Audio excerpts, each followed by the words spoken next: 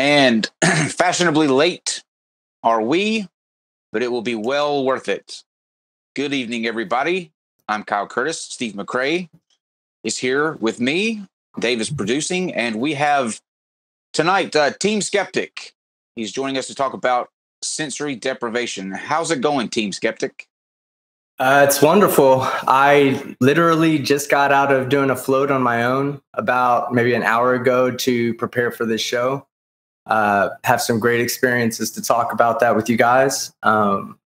Plus go over the general concept of sensory deprivation, meditation, and how it benefits anybody, not just people who are depressed or people who need mental therapy, but even your most successful people these days are using sensory deprivation to enhance their success. Well, I'm glad to see that nothing in the water got you this time, as I've read many things about. There was an instance today. Yeah, a little bit. It's actually a pretty interesting instance, and I'm sure we'll cover that in a little bit. I'm never going to sleep again. Okay, let's take a look ahead for what we have coming up. A couple of cool things to talk about. After the show tonight will be me and KC. We are going to be talking about near-death experiences. There we go. Quick week. Near-death experiences tonight at 9:30. That will be with me and KC on ideology. There we go. So join us for that. Stick around. It'll be a quick transition time. So we'll be enough time for us to close out this show and then bring KC on and the guest, and then we will be streaming to you again. Tomorrow, Rachel Oates will be with us. Steve, do you want to talk about what Rachel's going to be doing with us since you spoke with her? She's going to be coming on, and she's going to be bringing some of her awesome, amazing, stellar hate mail with her, and especially some of the more raunchy, homophobic, bigoted, sexist, that kind of stuff with her. So should be fun, you know. Excellent. Okay, and then on Friday, genetic engineering with Dr. Sygart and Walter. And I made a mistake on this, guys, so bear with me on this. It's going to be Friday at 5 o'clock Eastern. He is in Germany, and obviously the time zone's differently, but we had a mix-up on the time frame that's going to be in. So it's not going to be at 8 o'clock p.m. It's going to be at 5 o'clock Eastern. I just didn't have a chance to change that when I found that out. So join us for that. That's going to be on genetic engineering. Is it okay? Moral, all that stuff. So let's switch ahead to Sunday. Well, this is for next Thursday. But Sunday, on the 24th, this is the Flatline Rodeo. Now, the way this is going to work is on our Discord, we have a channel. You can link to Discord down in the description below. If you go to the Flatline channel on there, leave your name and a contact email address.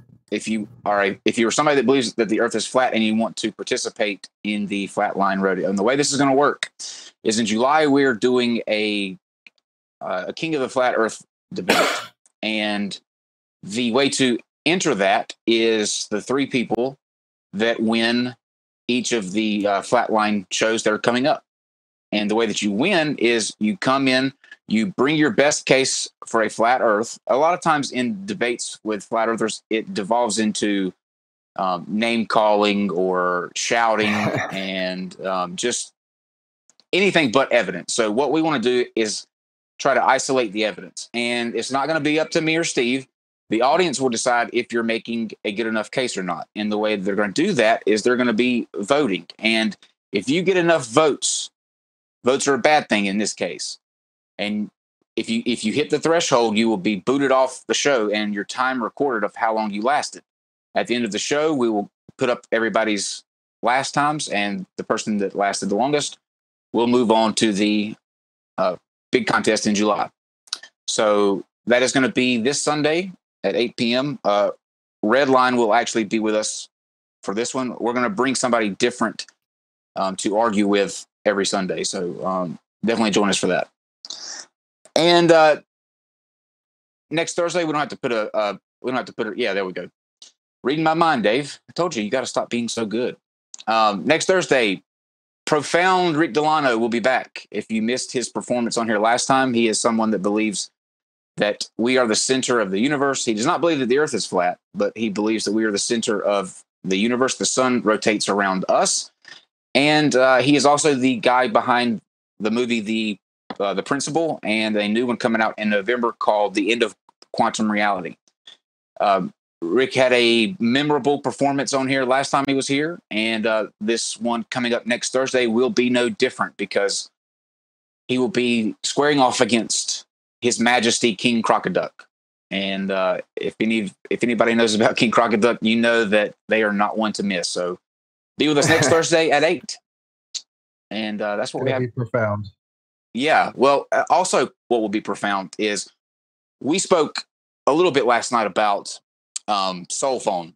We talked about the technology they were coming out with, where they say you can actually speak to your relatives that have been crossed over. You can talk to them through a keyboard, you can talk to them through a phone, and you can talk to them through video chat. You can actually see them. They have agreed to come on, and they will be here July the 10th. So mark your calendars, because that's going to be something else right there. I am looking forward to having them on, but they will be here July the 10th. That's at 8 o'clock. Are they bringing a working prototype with them? I hope so. Yeah. Are they cheaper than the Sky Peeler? Oh, I would imagine not. They're building communities. Yeah, they're expensive. I don't think they're. Yeah, they're building communities. Also, we if you are a Patreon of the show, number one, we want to thank you for your support. You guys are awesome. We do bi-weekly hangouts with our Patreons, and we've got one coming up this Saturday at 4 o'clock, where basically you come in, bring your questions, your comments, concerns, criticisms, ideas, guests you want to see, anything else that you want to talk about. We open it up and just hang out until we run out of shit to talk about. It's always a good time. We like meeting everybody. So that will be this Saturday at 4 o'clock. If you are a Patreon, we look forward to seeing you. And those links, as always, will be put out on the Discord server, in your private channel, and through the Patreon site itself. Okay, I am going to let now Team Skeptic introduce himself and talk about his channel and what he does, and then give us the 411 on sensory deprivation. Yeah, so Team Skeptic, that's my channel. I do mostly anti-flat earth stuff. I starting to delve into the realm of the anti-pseudoscience stuff. And this actually, the stuff we're talking about tonight, the way many people portray it is in a pseudoscientific way. And I do want to talk about dispelling the myths, that the pseudo myths that are associated with meditation and with with the sensory deprivation experience, the astral projection experience. A lot of those experiences, I want to dispel some of those myths, and at least the myths that are tied with the process of doing sensory deprivation. But yeah, I try to stick to scientific facts. The main benefit from sensory deprivation is very scientific. It's just a matter of relaxing the body, relaxing the mind, taking away the sensory receptors, or the actual sensory reception from the receptors that are in your body, which is ultimately the way the mind builds its reality. We always joke about Steve maybe existing, maybe not existing. Well, the only way we know that he exists is through his interactions, our sensory receptors of him interacting with me. If I didn't have those sensory receptors, I would have no ability for my brain to build him in my reality. So all of our reality, everything we experience in reality, is just a combination of the sensory receptors that we take in daily from really, and we won't talk about while you're sleeping. We'll talk about from the point that you wake up to the point that you go to sleep. Your brain constantly works on receiving reception for your or receiving information into your sensory receptors, and then your brain processes that information, builds the reality around it, and projects it for you to experience it. So if you have one, if you correct? Yeah, if you have one, exactly. But so you're saying this wouldn't work for flat earthers? Right. No, flat earthers. There's a very particular thing that flat earthers would get really frustrated with, and that's the sensation of spinning while you're in the float tank, and it typically comes from the spinning of the Earth. You're actually feeling the Earth spinning while you're gyroscopically floating and trying to maintain your position, and you're not really moving. Yeah. Does the water in your tank, and we're going to actually see the deprivation room here in just a second, but does the water in there find its level? Oh, every time. Okay. Just want to make sure. Yeah, it does find its curve level. Though. That's the real question. Does it curve or bend? It's flat. It's a flat. It's obviously flat Earth. But no, I'm sure if we had a big one, it would curve approximately 8 inches per mile squared. I'm sure they could come up with some kind of calculation to prove that it's flat, but it's not. But yeah, it's very interesting when you're in there and your mind has no sense of reality. You're really, when I say that, from the moment you wake up to the moment you go back to sleep, you're constantly taking in sight, sound, touch, taste, hearing. You're taking all that in, and that's what's building your reality around you. So when you get into those rooms and you have none of that, your brain freaks out. I mean, it really does. It goes into hypersensitivity mode. That's why you actually start to kind of feel like you're drifting one way or another or flipping.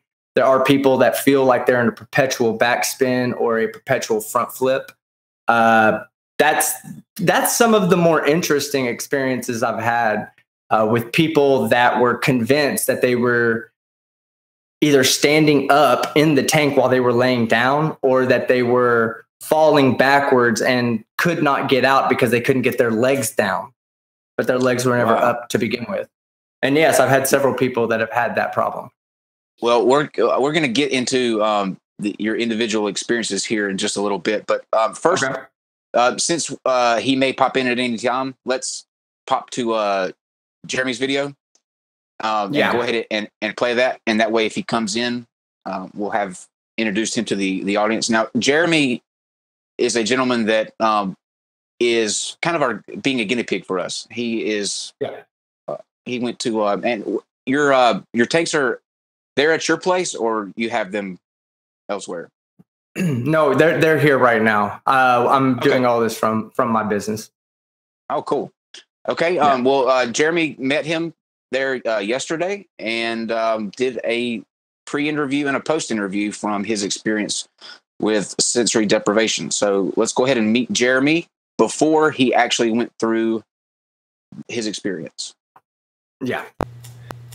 All right, so hour and 10 minutes later, and Jeremy is here to tell you about his experience. That's the second video, by the way. Amazing. All right, so Hey guys, today I'm here with a good friend of mine, Jeremy, who's going to convey his experiences in a sensory deprivation tank. Jeremy, how you doing today? Wonderful. How are you, David? I'm doing good. I'm doing good. Now, have you ever floated before tonight? I floated about 3 times total. The first 2 times was in an actual isopod. The third time was in an open tank. Have you ever floated in a true sensory deprivation room? I have not yet, so pretty excited. All right, good. Now, would you consider yourself a spiritual person? I'd definitely say I'm spiritual. Yeah. Well, you do kind of look like the Buddha behind you. How often would you say you meditate? I try to meditate a couple times a week if possible. Definitely not as much as I'd like to, but as much as possible. So when you float, do you typically try to sleep, or do you try to meditate when you float?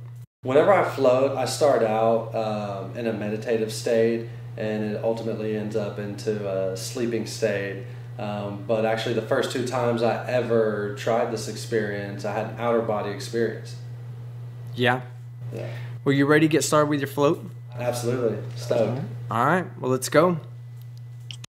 And I must say, you certainly know how to pick the right ones for the job. Appreciate it, man. He's a good friend of mine. He does most of my tattoos, so. I was as soon as the video started, I was like, Oh, well, this is a nice little surprise. Off the world. Oh. Yeah. Shut up, Steve. Okay, so so Jeremy went in. You sound far away, by the way, Steve. I think you need to. I'm right here. Yeah. There you go. So we met Jeremy there. He floated for an hour and how long? About an hour and 10 to an hour and 15 minutes. We called it 72 because that's when he came out of the actual room, was about the 72nd minute. Most float places and most float experiences are about an hour long. So I just let him go because why not?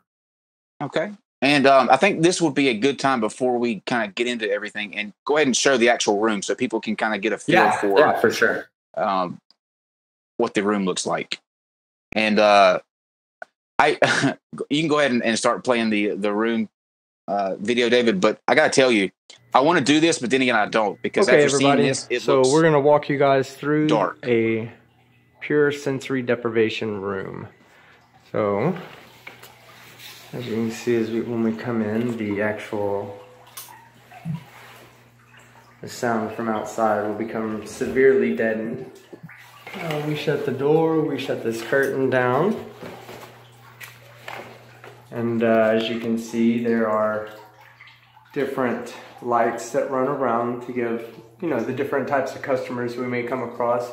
Some people don't like the pitch black. They're a little too claustrophobic for that. So we do have lights that run across the top here. The main feature is the actual float tank itself, which would be kind of hard to see. It's kind of the black blob in the middle. You can actually see some of the lights reflecting off of it right here. And that is the float tank. That is full of 900 pounds of salt, of Epsom salt that you can't actually sink in, no matter how hard you try. And the temperature of the water is body temperature, and I'll give you guys a visual example of that. You find the controller. This is what was wild to me right here. As you can see, salt does get everywhere in these rooms. Alright, so as you can see, the current temperature of the water is 96.2 degrees, which is basically body temperature at the skin, at the extremity. That's pretty much what you're going to find is about 95.5 to 96.5 degrees. But once you get in the water and everything goes off, we turn these lights off, and then we're down to just the low-level lighting that's in here. And again, this is for some customers, but not everybody. If you're looking for that true sensory deprivation experience, we actually go one step further.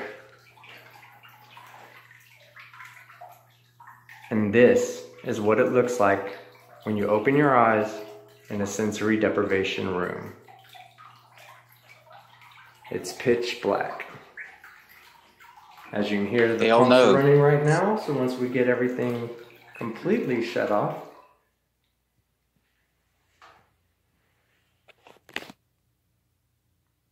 it's dead silent. Now imagine yourself for an hour in here with nothing but your thoughts. No sound, no sense of touch, no sight, just your thoughts.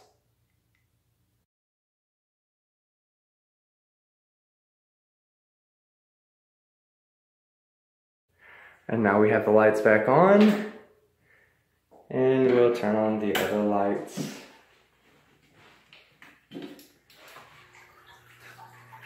All right, and that's your tour through a sensory deprivation room. I would be absolutely terrified. That is, you'd love it. It's you'd a lot love more it. spacious than an isopod for sure. I mean, you just yes, huge compared to an isopod. How do you? And we used to have isopods there. How do you keep it 96 degrees?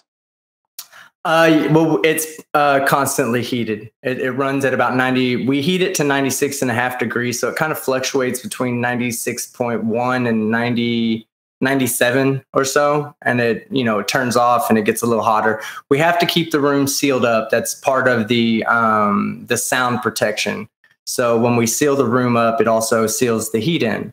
It gets very humid in there, but we also have a dehumidifier and everything. So it's a dry heat at first. As Steve was saying, and we'll talk about that, most places have an isopod. And those isopods are like the egg shape, and you'll find those most float places. Those aren't real sensory deprivation. That's more of your spa experience, your float therapy. Floating, there's so many benefits to floating, even when you don't do a sensory deprivation experience. The salt, it's not like sodium chloride, it's magnesium sulfate, which has its own properties as far as for the muscles and for the skin. So I also, for people that are suffering from like joint injuries or leg injuries or back injuries, being able to lay in a sensory deprivation float tank kind of takes the weight off of your body. It feels like gravity's not pulling you down anymore. It feels like you're just floating, like you're floating in nothing. So water finding its level and no gravity. This is a flat Earth scheme if I've ever heard one. So buoyancy, density, all that shit. Let's start at the beginning and how you got into this, or why you got into this, and then kind of walk us through somebody that has never done it before. If they're coming to your shop, what are these steps that they're going to take? Like, what happens when you go through one of these things? Like, what are the process? So just speak to your kind of history to this, and then go into what I would do if I was coming there. Okay, so my history into it, I have floated over 400 times. I would be what would be considered like an expert floater. There's people that float way more than me, but even those people that are avid floaters typically don't float more than 100 times in their life. It's not really an easy process. If you don't have a setup at home or at your business, it's kind of a tedious process to do completely. What got me into it was I have a health and wellness center in Dallas, and I do a certain type of therapy here. And one of my customers, who happened to be a really good friend of mine, was like, hey, man, you really need to look into sensory deprivation. It goes right up with everything else you're doing as far as health and wellness. And so I went and I tried it out. I tried it out at another float place here in Dallas, and I was completely dissatisfied. I'd done all the research on it. And then when I got there, they had an isopod. All the employees were talking. There was a large weight room, so there was lots of people talking. The setup that we have is completely conducive to dampening noise. Everything in there, it sits on pads, so you have less rumbling from the ground. It doesn't have a hard shell, so you're not dealing with the high-pitched reverberations against the outer shell that may get through the wall. Typically, in a larger place, they have the walls aren't real thick and padded like ours are. So when I went there and I floated, and they had these lights on that just dimmed down and then they turned back up, even after I'd asked them for sensory deprivation, they still put me in that. And I was like, well, this really wasn't the experience I was looking for. So I was totally ready to give up on it. Wasn't even going to add it to my business. And as I was walking out of the business, I looked back and there's like 15 people waiting to float. I was like, okay, that'd be stupid of me not to take advantage of this, what seems to be a fairly large customer base with few places offering that service. So I went ahead and offered the service, and I did it, like they did it. I had isopods at first, and then I realized that pretty much the experience that I was looking for, you cannot get in an isopod. I mean, you can, but it's not readily for an average customer. An average customer is not going to be able to go in and lay down in an isopod. Once it shuts, the pressure builds up real heavily. There's what is an isopod? An isopod is typically an egg-shaped. It's an egg-shaped machine that has the float water inside of it. So when you hop into it, it closes around you. And when it closes around you, States, it's like Ultra States, something newer. Exactly, the high-tech version of Ultra States. Yeah. So I at first I got the float, the isopods, and I did so well with it that I wanted to just make my business better. I went ahead and decided to get a second one, but I wanted to get I wanted to build a sensory deprivation room instead of getting a second isopod. And then when I built the sensory deprivation room for about 1/10 the cost, maybe 1/6 to 1/10 the cost, I built the sensory deprivation room, and my customers loved it better. So I went ahead and sold the isopod and got a second float room, saved myself some more money. And it's crazy. Ever since I've done that, it's the experiences that I have, the experiences that my customers have, that my friends have, is just so much more intense. There's just so much more area for you to not sense, if that makes sense. Do you have a big like, how sought after is sensory deprivation? Is there a big? It is one of the biggest trending things right now. There's a lot of athletes that push it. Steph Curry is probably out of all the athletes that push it, Steph Curry is probably the most popular one.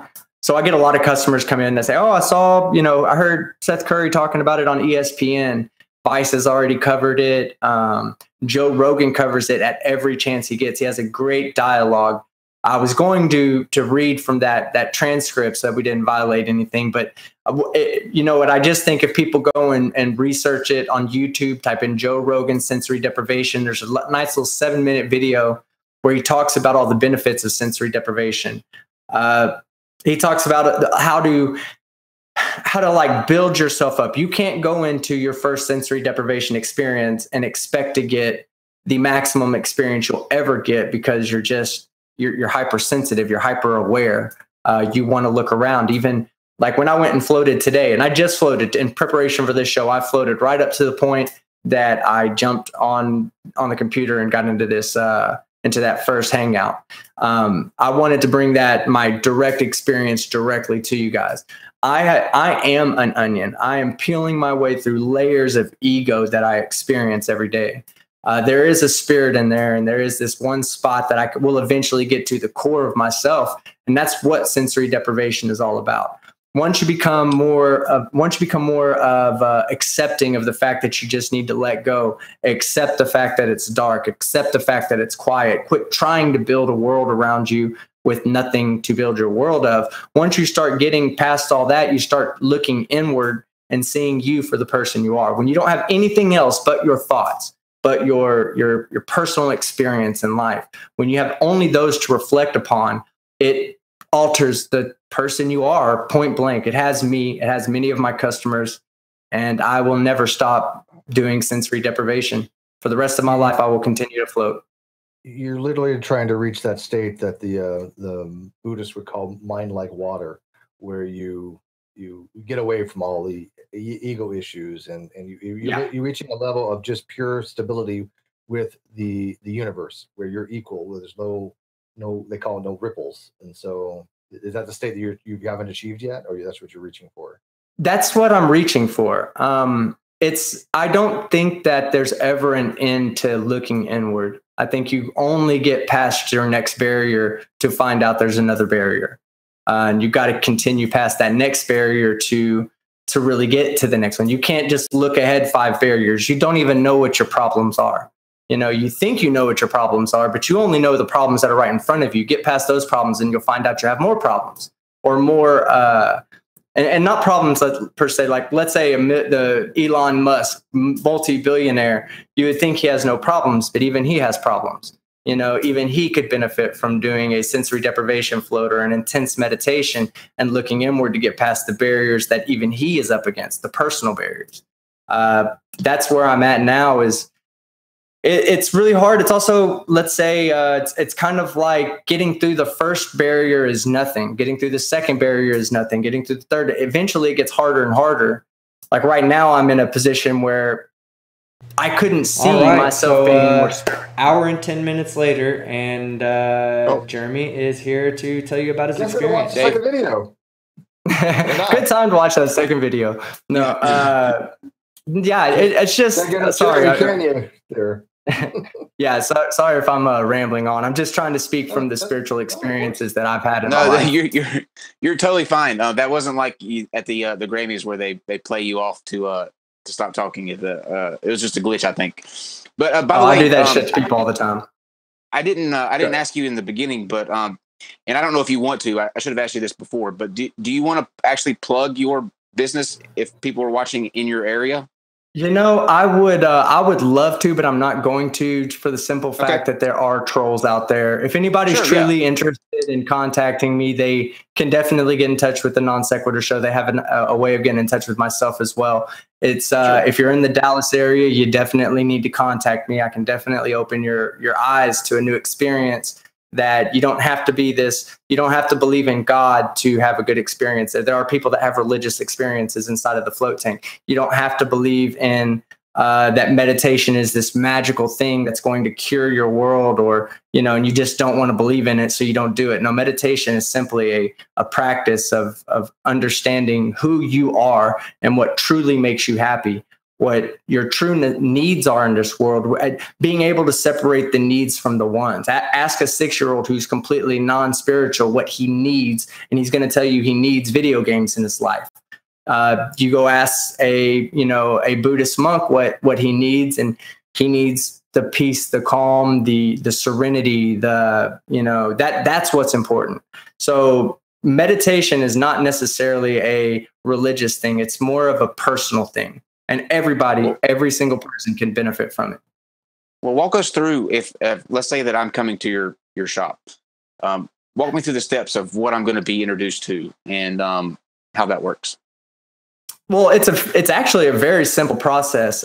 Since you're not doing anything but laying down, I'll go ahead and kind of speak to the camera as if you were the new customer. So for customers that sleep on their back, they would want to, they're going to be the ones that it may experience the least amount of pain floating. There are people that experience pain when they're floating, but those are typically stomach sleepers who are not used to being on their back. So when they lay on their back and their head kind of sinks back a little bit, they feel the need to hold their head up because they want to be perfectly level. And that simple act of holding their head up is like holding a weight out at a distance. Over time, it's going to start hurting in your joints. Same thing will happen. You'll start hurting in your neck. So you just put your hands over your shoulders. When you're in there, you want to be quiet. You want to keep your eyes closed. You want to keep your ears underwater. When your ears are under the water, you will absolutely hear your heartbeat. You will hear, if you meditate strong enough, or if you get into that just completely deprived state, you can actually hear your blood vessels pumping blood through around your ear. You can hear your breath loudly. Every single breath you take, it's it's so loud because it's all underwater. And there's nothing, it's hard to explain. You don't hear your heartbeat right now, but once you get inside of those tanks and you block out all this out here, that's all you have is your heartbeat. That's all you have is your breath. So when you're floating, you want to keep your eyes closed. You want to keep your, if you get any water in your eyes or your mouth, it's not the end of your float. That's a lot of people do. Typically, they like to get out when they get a little water in their eyes. Having 900 pounds of salt in a 200-gallon fish tank, basically, that water is so salty that even a single drop of it in your eye, and you're going to know immediately that the water is in your eye. Or if it gets into the corner of your mouth, the taste is so bitter that it's impossible to not know that it happened the moment it happens. That's one of the things people ask me. They say, what if I turn over in here? Is there any possibility of me dying? Because I do have a waiver form. And of course I have to say on the waiver form, if you die, it's your fault. And it typically is. If you were to, let's say you were to turn over. I'm sorry, go ahead. This is going to kind of pertain to what we're about to talk about, I think, but how deep is that water? Like, can you actually drown in it? It's 10 inches deep. Yes, you could drown, but only if you were attempting to commit suicide or had some kind of like epileptic seizure that turned you over somehow or another. Due to the salinity of the water, trying to naturally turn over without putting your hands on the ground and like kind of lifting yourself out of the water, it's almost impossible. The water acts as like it's kind of like if you put something in the middle, the water goes like this and kind of holds it in place. That's why you get the sense of no touch. You feel touch because of pressure. Well, once you lay into that water, once the buoyancy all matches around, you don't really feel that water. It's the same temperature as your body. If it was cold, you would know it.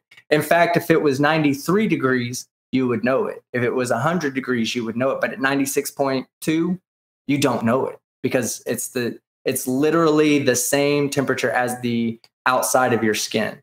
And that temperature, as long as you keep that room sealed, which again, it helps with the soundproofing. If you keep the room sealed, it also heats the air up in there. So the air is now 96.2 degrees. And when that's touching your skin, again, same temperature, you're not going to feel the air. So there's one sense completely taken away, the sense of touch, simply by making everything 96 point whatever degrees, 96.2 in this case, and having the water, properties of water, really, for all the flat earthers out there, the properties of water are going to hold you up at that point. It's a buoyancy and density thing. You're actually going to sink down just a little bit. About half of your body will be underwater, kind of like an iceberg a little bit. So half of your body will be underwater and half of your body will be above water. So you got to have both of them have to be body temperature, basically, so that you don't feel them. Either one of them changes temperature, you immediately know. But one question I had, just because I'm curious, when let's say that you have several people come, like, how often are you having to fill it, put salt in it? Like, how quickly do you go through salt? What's the process with that? Well, there's a big misconception a lot of people have when they see these big tanks. They think they change the water out all the time, and that's completely false. The water itself has the 900 pounds of salt. 900 pounds of salt costs $600 approximately. If you put that into a float tank and you had to take that out between people floating, it would literally cost $900 plus whatever for the float. So for each individual float. So a typical float place, depending upon how many customers they have come in and out, can get between 100 and 1,000 people in before they need to change out the water. Now, the water itself, it depends on, really, it's on the business owner. I'm a very scrutinizing person. Like, I take pride in my business, and I have actual disclaimers on my website that say that if I don't approve of your look, then I can absolutely deny you service. And I do that simply because I have to look out after the next customer. I've had very self-entitled people come through here that don't think they have to wash the Rastafarian out of their hair. And then they want to get in there and get this spiritual experience at the expense of my next customer's water quality. And that's unacceptable. So I do go through a visual inspection on every single person. And I also do ozone cleansing. I have a UV cleanse, a bio cleanse, a carbon cleanse, I have about 6 different filters I run it through every day. I fill the tank up about once or twice a week. I add salt to it about once or twice a month. And actually, Jeremy's here to do his interview. If you guys would like to ask him a few questions. All right, sure. Give me a second. I'm gonna step off. He's gonna step on, and I'll give him the headset so he can hear you guys. Okay. Steve, you did this one time, didn't you? No, I don't use sensory. I've done sensory deprivation, but only by myself, only like in my rooms, and I've managed a state of lucidity about 5 times, which is the process is exactly the same. It's very difficult to actually reach that state, though. It's taken me several failed attempts, but we'll get into my experiences as well. And maybe we can compare and contrast some of our types of lucidity states. Hello, Jeremy. Hi, guys. How are you? Hey, excellent. How about yourself? Doing wonderful. So we saw your intro video a second ago where you were talking about going in. We haven't played your video where you came out yet, so we just kind of wanted to get your take on your experience. Have you done this before? Yesterday? As far as the actual room goes, I have not done the room before, but I've done the actual tank, and I've done an open room, but it was still, semi-light in the second room. But this is my first experience with a completely sensory deprived room. Awesome. And take us through what happened, what your experience was like. So for me, it's definitely more of a meditative state that I go into for the first 15 to 20, 30 minutes. And again, you kind of lose time once you're in there. But for me, that's kind of what I'm perceiving as the time. But, after that point, if you are able to go to sleep, it's some of the deepest sleep that you could ever have. The first couple times I actually had an outer body experience. The first 1 to 2 times to try this and make that happen is insane. So, at this point, I use it for more of like a recovery because once I am able to go to sleep, since I have such long hours at work, 1 to 2 hours of sleep in here is more like 3 to 4 hours of sleep in the normal world. So for the recovery aspects for your body, it's huge. I need one of those. I need one of those built at my place right now. Seriously, you didn't. I read online when researching this particular episode we were doing. I read all kind of stories where people have experiences where they feel things in the water with them. Did you have any kind of, or have you ever had any kind of weird experience like that? The body and the mind is a tricky thing together. And once you completely seclude yourself, anything is possible. When I mentioned the recovery aspects of it, the mental recovery is one thing, but the physical recovery is a completely other aspect. And again, I think your body can do some pretty powerful things if you put your mind to it. So really, the possibilities are limitless with what you can do. Excellent. Steve, did you have anything you wanted to ask before? Yeah, let me ask you first. Do you, when you're in one of those states and you reach that level of lucid or out of body, do you consider yourself to actually having an out of body, or do you recognize or think that it's actually just a lucidity state in your mind? Now, I know the state you're talking about. I've reached it. It's not easy to obtain, but they say only about 6 to 9% of people can do it frequently. And so it's very, very difficult. But when you're in that state, do you actually think there's something physically has left your body, or do you internalize it? And will you describe to the people how vivid and how you feel everything? You literally are in a different reality. You're on a different planet. You can feel wind. You can feel, you have tactile sensation. I'll even relate to you one experience because I don't believe it's out of body. However, it's strange because there's been numerous times that I've been in that state where I was able to, usually in a state of sleep paralysis or some kind of paralytic state, but you're able to lift your hands like this, and I can actually lift my hands and turn them and look and just look like this. I can feel them. I look right through them. The weird part is they never left my bed. Right. Or my couch. Okay, so I mean, weird things can happen, and I can't discount that, but I still think it's the mind. But it is you. I can look at my hands just like I'm doing this, and I can see detail. I can go like this, because I do experiment, and I feel, but my hands never went up. Exactly. When I snapped myself out of it, they were literally right where they were. So. Right. Well, I actually didn't realize it the second time that it happened to me while it was happening. But I had my oldest daughter, she was 9 at the time, came in and tried to wake me up. And my eyes were open, but I was snoring so heavily. And she was like, came in and got David and was like kind of freaked out by it. So by the time he came in there and woke me up, I snapped too. And he was like, man, you were out of it. Like, well, what do you mean?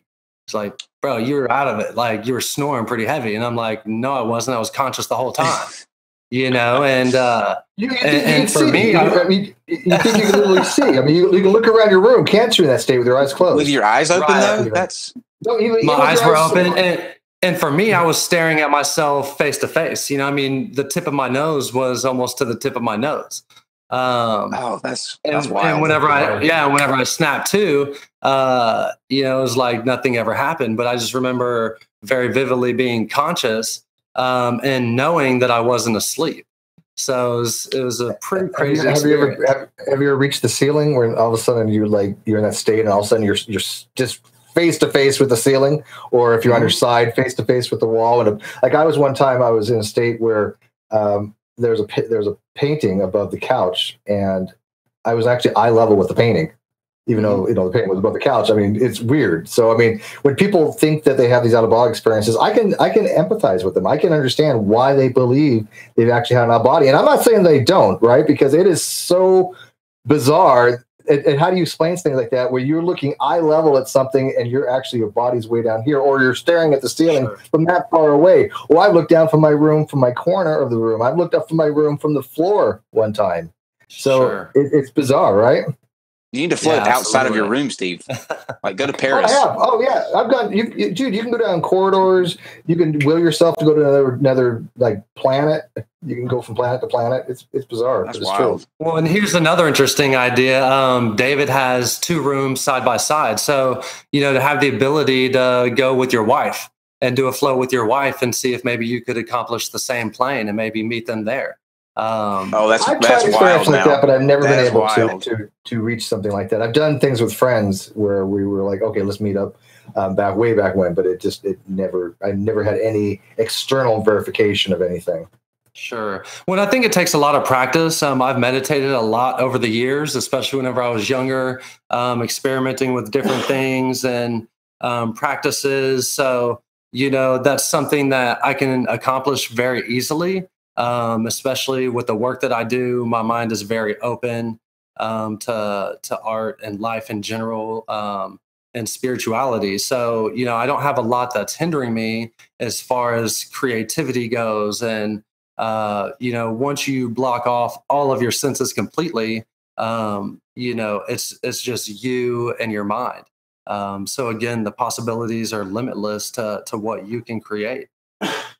Well said. Well, Jeremy, thank you so much for agreeing to do that. Love the ink, by the way. Thank you. Absolutely. And we appreciate it. Absolutely. We had a last minute switch around. I know that was last minute, but awesome job. Thank you. Thank you so much. Absolutely. Appreciate you, brother. Yeah, Steve. Maybe we should do a float together sometime and float above the atmosphere and see if what shape the Earth really is. No, I'm not going to float with you. Give me one second. But if you ever get a chance to do a sensory deprivation, I mean, even if you aren't able to go to one of these float tanks, there are ways of doing it. I'm scared. On your own, it's just a lot more difficult. But I'm scared. You've never had a lucid dream. You've never experienced anything what we're talking about. I mean, I've had dreams. I've never. No, not to the level that you're talking about. No, I've been able to distinguish what's a dream, and you know what I mean. Like, I never had anything that was anything more than just a dream. If you ever had this, you would know it. It's not like, that was cool. It was like, what the hell just happened? Yeah. You definitely go, oh my God. And then what's the best is when you are able to induce it yourself, because you can actually feel yourself moving into that state of mind. You either feel like you're falling or you feel like you're going down a tunnel. You can actually see it just kind of appear up at you. There's different ways that you can, what's called an induction, but yeah, you know when you're dripping into that state. But it's kind of like acid, I think, or it would be for me. People say that if you don't have, if you don't have the mind for it, or you're scared about what you're going to see, you probably shouldn't do it. Like, I'm one of those people that would have a horrible trip on mushrooms or acid or something like that. I'm terrified. I don't think it's the same thing.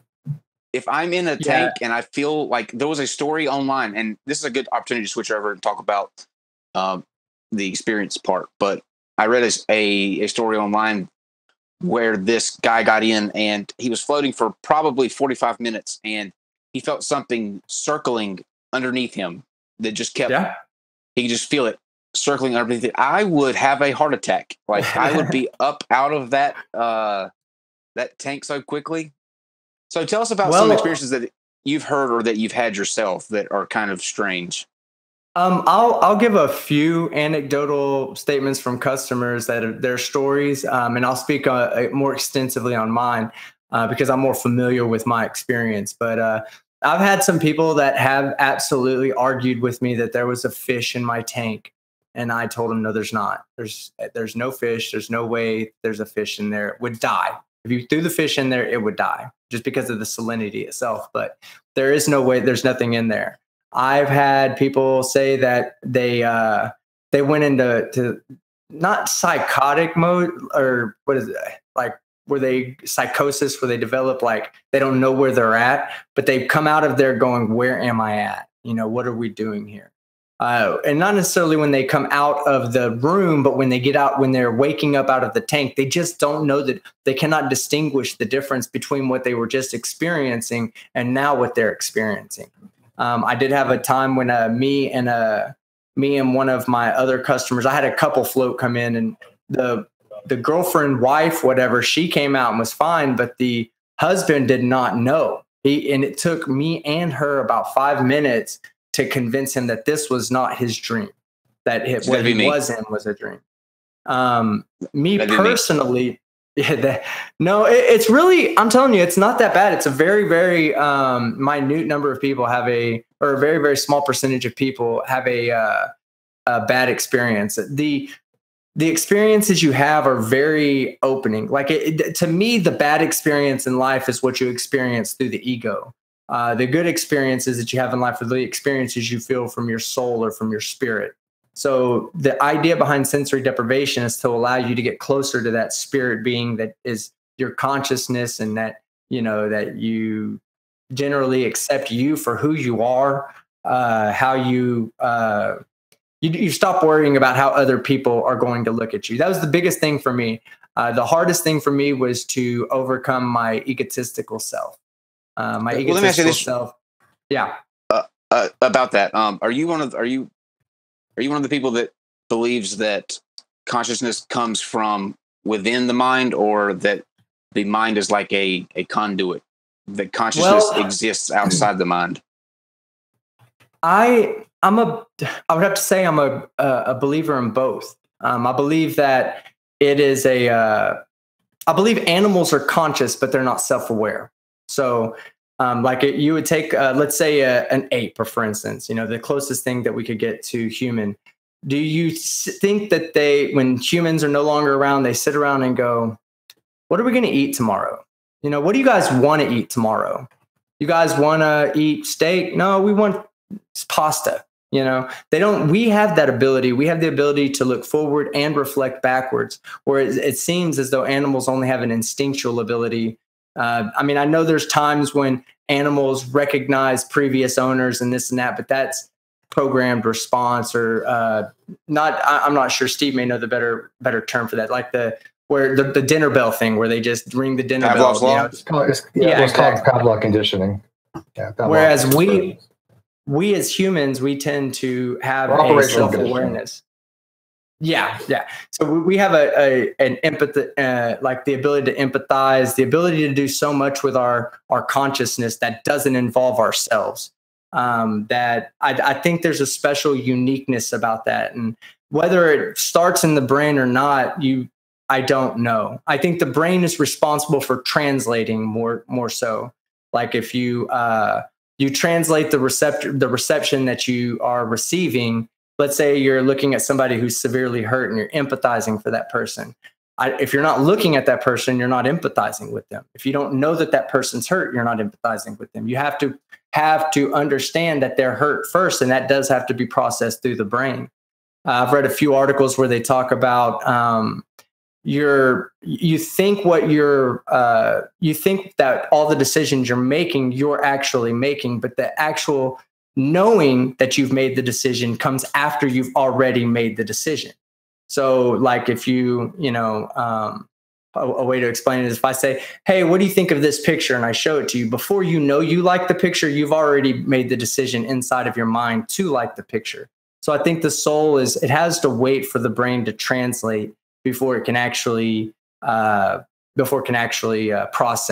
the information and process it to a point where it understands how it feels about that event or that information that it received.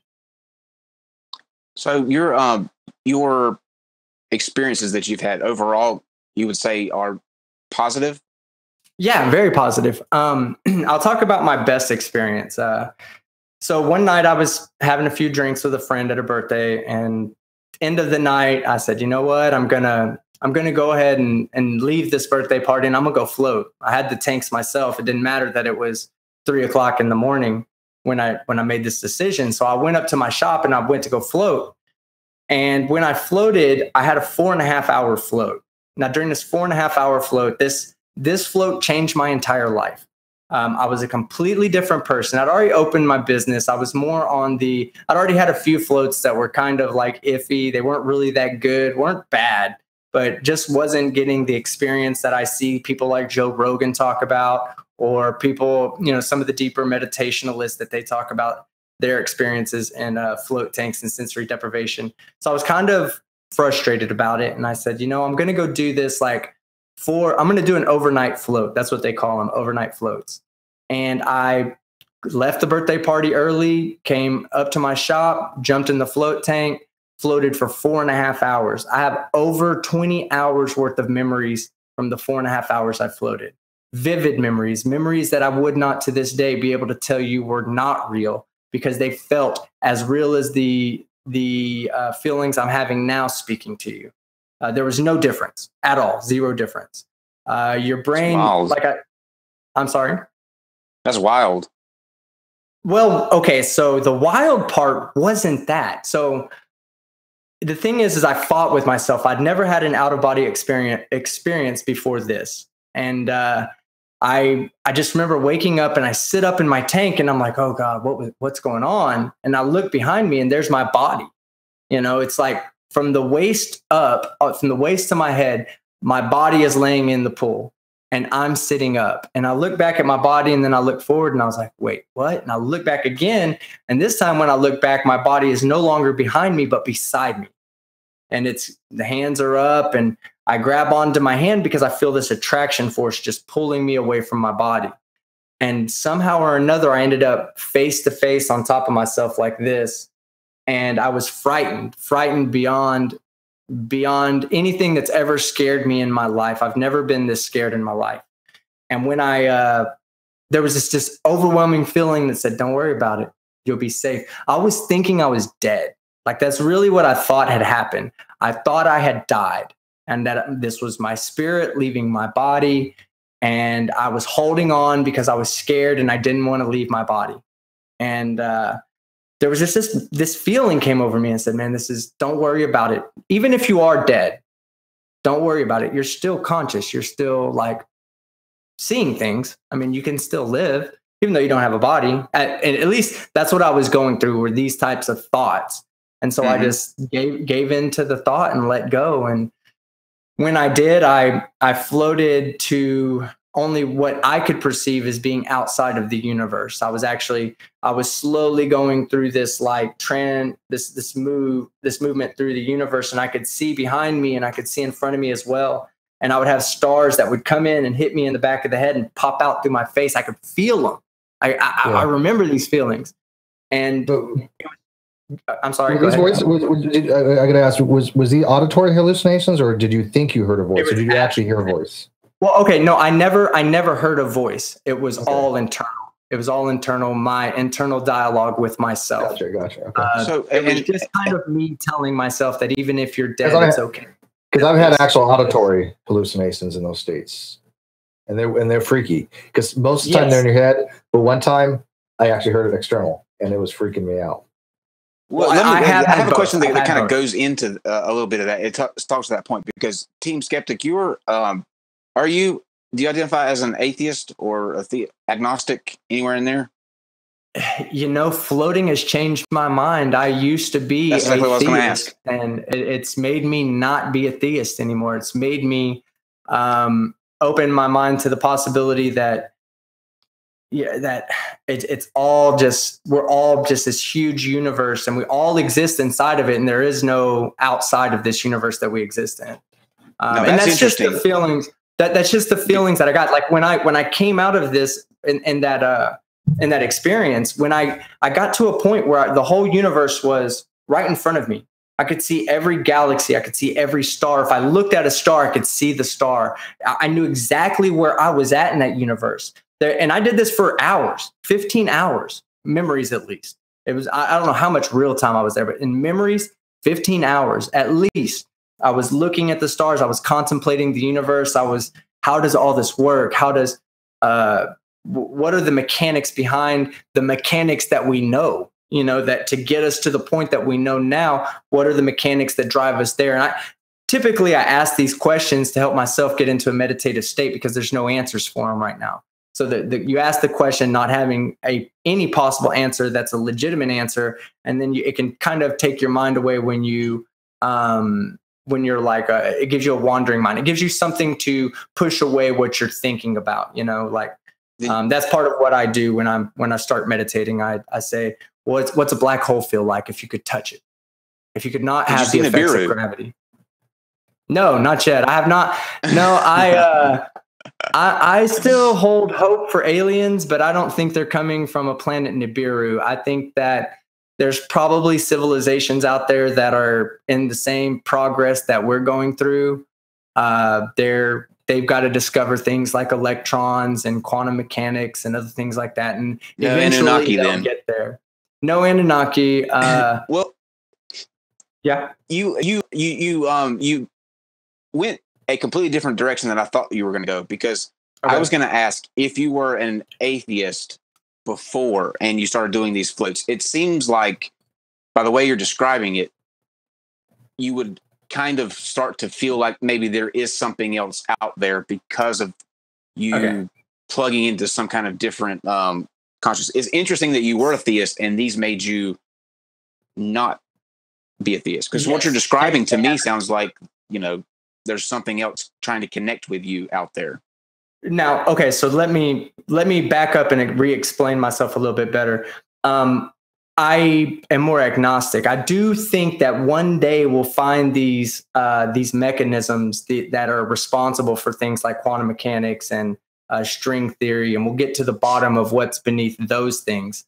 But once we get there, we're going to find out either one of two things: either it's completely natural or it's completely supernatural. You know, it only fits perfectly because there's a creator out there. I don't think that that's the case. I think that if we are in, you know, like we were talking earlier, if we are in a simulation, or if we are, it wouldn't even be a person that's playing us. It would literally be an AI that's running through different possible scenarios of how to survive a future catastrophe. And we're living out one of those scenarios, whether we know it or not. Like an old Pac-Man game that's playing on a future computer or on a current computer. You turn it on and Pac-Man runs into the wall. Well, that Pac-Man still experienced 10 steps.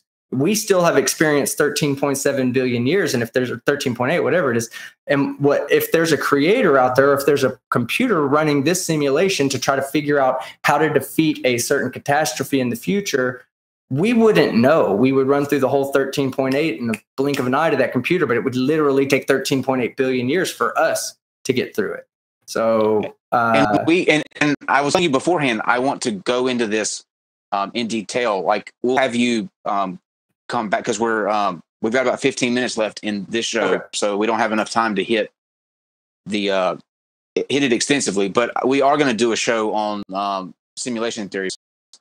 I watched a video about 2 weeks ago that to me was terrifying. Like, I find the whole idea absolutely terrifying if it's the case. And surprisingly, there are a lot of people that are a lot more people than you would think would be kind of behind this theory.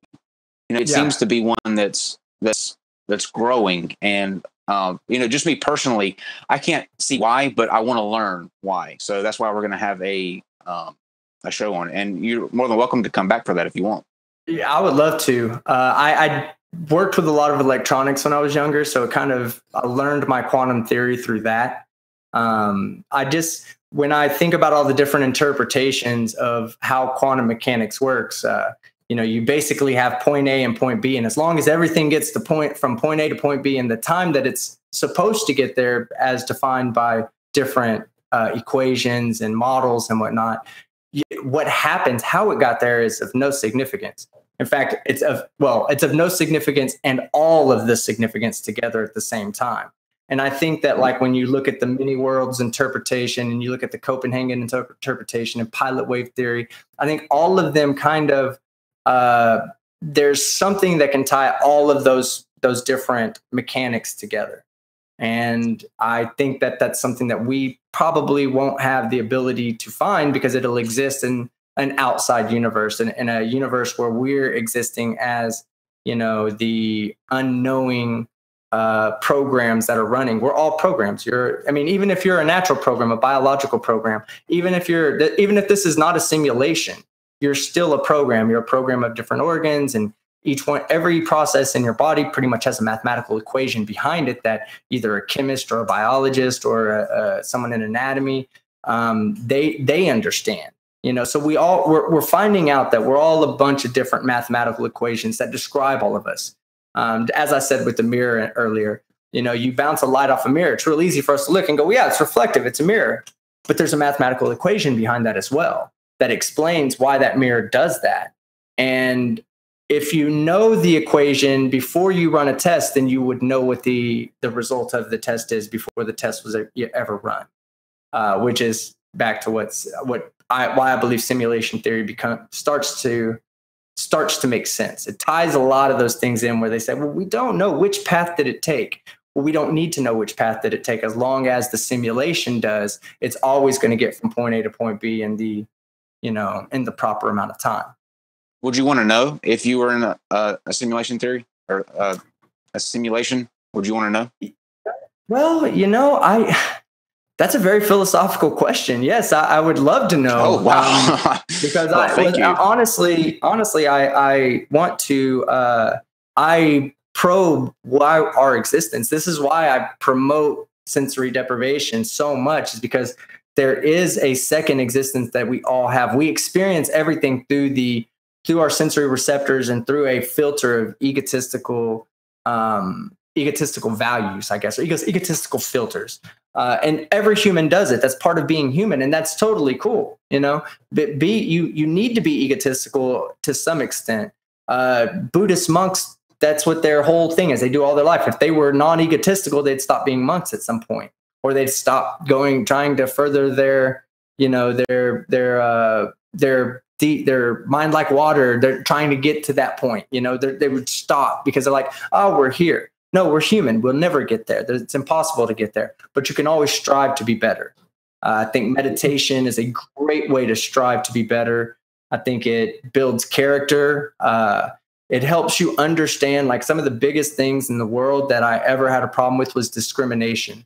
And it wasn't that I was discriminating intentionally. It was just a environmental discrimination, if you want to say. Like, I just grew up in it and didn't even know. Well, when I started floating, I started realizing, God, man, there's so much more to life than worrying about what these other people are doing. You know, when I could be focusing on myself, and I would have never found who I really was if it wasn't through meditation. And I highly recommend it to this day. The power of meditation, our minds, even for theists, let's say, for theists that talk about prayer. I talk to people all the time about God, especially in my shop, because they come in and they're like, well, what should I do? Should I pray? Should I meditate? And I'm like, are you a Christian, or do you believe in Christ? Yeah. Well, then what you need to do is you need to go in there and pray to Jesus. Close your eyes. Find where you think Jesus is. And everybody looks inward. Nobody looks out. It even says so in the Bible. You know, it says, look inward for your spirit. You know, pray inward to God, pray inward to Jesus. And most religions, including Buddhism and Hinduism and all these others, it's mostly an inward journey to find the spirit, that the person who you really are. And I'm a big time advocate of meditation. I meditate twice a day for about an hour each time. I feel like the hour I do in the morning is more to get me ready for the day, to kind of clear my head so I can perceive reality better. I can address, let's say, conflicts, you know, not necessarily with people, but let's say somebody cuts you off on the road. Well, if you're not meditating, then you typically will allow something like that to bother you more than you should. If you're more of a spiritual person, if you spend more time meditating, you understand, hey, that's just the way life happens sometimes. Sometimes people are shitty to you, but you know what? From the spirit's perspective, it doesn't care. It's only an egotistical thing. Yeah, I think that's very well said. In the last 10 minutes that we have, you want to take a couple questions from the audience? Yeah, please. There are any? I have a question. Say you're somebody that hosts a show on YouTube, and this particular person that hosts a show likes to indulge in some natural green herb a lot, and he goes and does one of these floats right after taking a little puff off of a bowl. Does that affect your float? Yeah, absolutely. And I would say it's an individualistic experience. Like, I can't tell you that it would be good for you and it'd be good for the next guy, because if the next guy is not somebody who typically indulges, then he may get paranoid in there. Whereas you might have said, oh no, I'm indulge all the time with my coffee brothers. You may go in there and say, oh, that helps me relax. Well, yeah, anything that's going to help you relax, do it. I personally am okay with it. I tell people all the time, like at my shop, you can't really do it here just because of legal reasons. Oh yeah. Step outside and I don't see them do it, then I'm not going to say anything. I've had people ask me about mushrooms and acid, and I've told them the same thing I'll tell anybody. You're welcome to do it, but if you break something, you owe me $1,500. At minimum 15. Oh, that's a good question too. How much is a session? Well, the sessions typically run about $60. I do mine for 45, and that may be why I'm as busy and popular as I am. I feel like I can be comfortable making a living and not really taxing a lot of people. I want people to come back and do this again if they feel that there was a benefit to it. Most places give you a first-time floater discount. They'll say, oh, 55 the first time, 65 the second time. I'm opposite. I'm 55 or 45 the first time, 40 the second time. You want to come in 3 times a month? Okay, well then pay me $100 a month and you can come in 3 times a month. And I get a lot of customers. I stay busy. This happens to be my off day. So it was really fortunate that the date that you guys suggested was perfect on one of my off days where I could actually sit down with you guys and talk. But typically I'm booked all day tomorrow. I'm already booked through, I think I have like 2 appointments Monday and 1 appointment Tuesday that's left from today. So I've got almost a full week's worth of appointments already booked up. You sound like us. Steve, are there any questions from the live chat? There's a few. Real quick, I should also note that, Kyle, you're scared to kind of do this stuff. This is not like drugs in any way. You can actually kick yourself out of these states. Yes. So you are in full control. I've never had a state where I couldn't get out of it. Now, sometimes it's a little more difficult, but I've never been able to not will myself out of the state. So you are always in control of the situation when you're in these types of what's called hypnagogic type hallucinations or audio hallucinations or lucid dreaming, whatever you want to call these things. You have a drama queen. Yeah. I'm being a drama queen. Some people do get scared. Some people are scared. They think that, if you're slipping your away in your reality, you might lose your mind. I've never heard anything like that ever happening. Yeah, no, it's never. I've had one customer that got out that said, I can't do this anymore. Too many bad memories are coming up. And I agree, but that's a weak-minded individual, though. That's somebody who doesn't understand that he's in control of his own thoughts. Yeah, you can control what memories you want to even bring back. Yeah. Somebody had asked, kind of funny, but has anybody ever had a floater while they're floating? And what do you do when they have a floater? No, I actually have policies against that. Yeah. I check the water. That's Brandy Rath out of all people, Brandy Lynn. No, I check the water between sessions. I have a little meter that tells me if the pH is off. There's the filtration system that's in there. Well, first off, if someone left a floater, I'd see it floating the moment I walked in, and I would absolutely beat the shit out of them. But beat whatever shit's left in them out of them. But no, they would. I have paperwork to help me with that. If let's say I walk in and the room smells like fucking piss, well, I got a tester right then. I use the tester between it anyway, but if I put this tester, it'll tell me if it's a swimming pool tester that tests the certain pHs, that if it's a deadly pH, it will immediately say, and because of the concentration in the water, it's not like it's huge. Have you had it happen? I mean, you've had people never. Most of the people that come through to do this are pretty sophisticated people. They're typically you don't get a lot of like trolls that come through, if you know what I mean. Like just people that are like, oh man, let's go get in this float tank, go piss in it. The concentration of salt, it probably wouldn't matter if you pissed in it, because the concentration of salt we completely flush out the water between customers, so that it runs through a filtration pump that it has UV in it. It has a catch system. It has activated carbon. So it's highly, most places have very high functioning filtration system, better than most swimming pools, because we have to worry about the health department. Yeah, I'm sure they come in and they do inspections, I'm sure, right? Yeah, absolutely. Yeah. And what is it? What if people didn't have one of these sensory deprivation facilities in their area? Do you know of any recommendations of how they could try to do something along these lines at home? Yeah, I would say get into a dark room, either sit down or lay down. I would prefer that you would lay down. It's a little bit easier from my perspective to meditate while you're laying down. You're evenly distributed across the floor instead of sitting up and having a direct vector of gravity pulling down on half of your body down and half of your body, like, you know what I'm saying, Steve? Like half of your body's being pulled at perpendicular and half of it's parallel. So when you lay down, you kind of form that direct plane. Or I meditate standing up as well. But those are more of like when I'm dealing with, like, if I'm waiting between customers, or if I know I've got a customer coming in and I don't want to go lay down to meditate, but I feel like I just want to shut down my mind for a little bit. I just stand there real quiet in a dark room and listen to my heartbeat and listen to my breath. And before I know it, I'm contemplating the galaxy and the universe. I use the interrupted sleep technique, if you know what that is. If I wanted to go into lucid state, when you interrupt your sleep REM cycle, and we'll get into that another time because we got to wrap it up. But we might continue that later on, either like in an after show. Yeah, days or something. I'd be cool to talk about that and some of my more detailed experiences with hallucinogenic states and seeing weird shit, like really weird stuff. Well, I'll tell you what my last real breakthrough in floating, and I'll end that with this. My last real breakthrough in floating is actually getting to a point where I can put myself in sleep paralysis.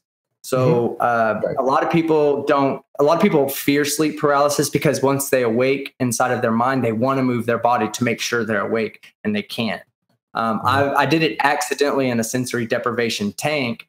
And then I was like, oh, that's cool. I was feeling literally feeling myself, my soul just trying to push forward out of my body. Right. And my body just would not move. I had water condensation that had built up right here. And my hands were right here by my face. And I couldn't even reach over to wipe it. Didn't want to.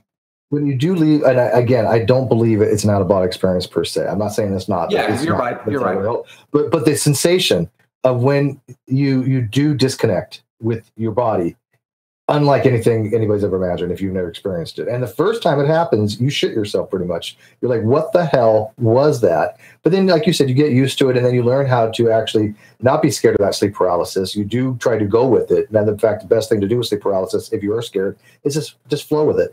Don't try to fight it and see where it takes you.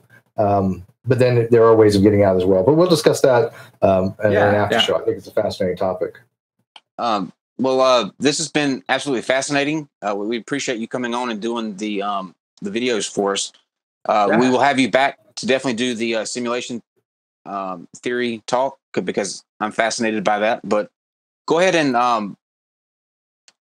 tell everybody where they can find you if they want to watch your videos on YouTube. And then once again, guys, if you want to actually try this and you're in the Dallas area, you can contact us and then we will get in touch with Team Skeptic. So close us out. Mention the NonSequitur Show and you'll get a buy one, get one free. You can bring a friend. How about that? Hey. Wait, can you provide the friend for us? Wait, I'll do it if you can provide the friend. Yeah, you buy the ticket for you and your imaginary friend, and I will I'll provide everything else. Oh. Steve has agnostic. He has no opinion on the matter. Well, my imaginary friend's pretty shitty, so I'll be your real friend, Steve. I'll be your real friend. You come down and float. You float in one tank, I'll float in the other. I'm thinking more like 6 foot, blonde, 30 in a bikini. But hey, you know what? I can provide that. I can provide that for you. real quickly, just for the flat earthers who may be watching, when you floated through the universe, what is the shape of the Earth? It's a oblate spheroid / geoid. Everybody should know that now. A regular oblate spheroid. A regular the flat disc on the pillars. No, there was no turtles. Yeah, but yeah, Team Skeptic guys, you can find me on the YouTube. I do flat Earth videos. I finished my first moon video. I intend on doing many more, but finished my first moon video. Please check me out, like and subscribe if you enjoy the content. I call flat earthers and pretty much anybody that denies science, peer-reviewed science, and says that it's just not factual, no matter how many experiments show it, no matter how many competing scientists happen to agree with this other competing scientist, no matter all that added together, they still think it's fake, and I think that they're idiots. So, wait, they think, well said. Did you ever have any scientists think that this is bullshit, like the lucid dreaming and the stuff like that? Yeah, no, I've had a couple of medical doctors that come through for. I have my other service. We talk about that at some other time, but they've come through for that, and they've just basically told me that it's all in your head. There is no benefit to. They're missing out. They're missing out. Yeah, I will agree with you on that. We appreciate it. Yeah, for sure. We'll keep that conversation another time. Absolutely. Okay. And we will definitely have that. This has been absolutely fascinating. So we appreciate it, Team Skeptic. Guys, we're going to switch over real quickly, bring in Casey and Mr. Hart, and then we will go to actually, they kind of go hand in hand, these two shows, because we will be talking about near-death experiences next, where these people actually see themselves floating above them. So that will be interesting. That will be coming up here in about 15 minutes. So stick around, and we'll be right back. Kyle, that's